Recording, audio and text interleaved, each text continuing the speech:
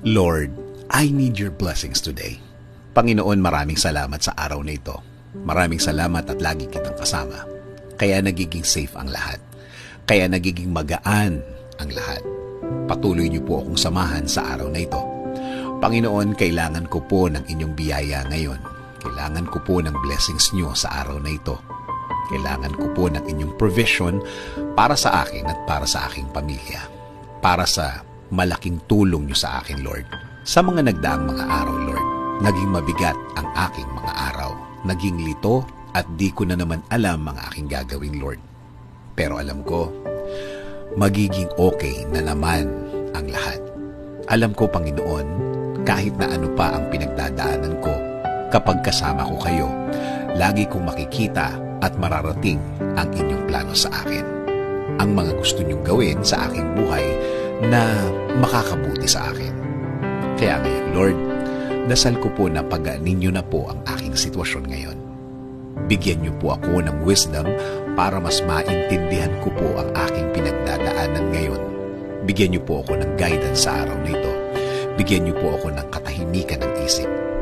Alam ko po, Lord, na hindi na magtatagal, mararamdaman ko na po ang inyong kamay na gagalaw sa aking buhay.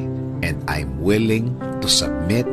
I am willing to offer my day to you, O Lord. Alam ko po kapag kasama ko kayo, kasama ko ang inyong mga blessings. Alam ko po na kasama ko ang mga solusyon sa aking buhay. Solusyon na magiging sagot sa aking mga nararanasan ngayon. Kaya Lord, patuloy niyo pong pasukin ang aking buhay.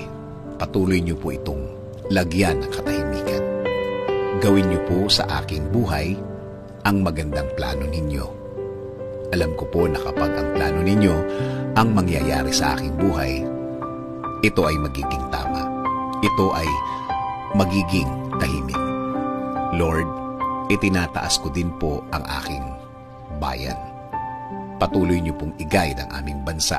Patuloy niyo pong i-bless ang mga namumuno sa aming gobyerno. Make them safe and make them wiser every day. Salamat, salamat Panginoon sa inyong biyaya sa araw-araw. In Jesus' name we pray. Amen.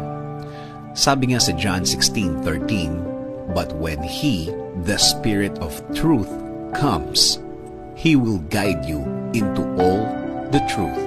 He will not speak on His own. He will speak only what He hears, and He will tell you what is yet to come."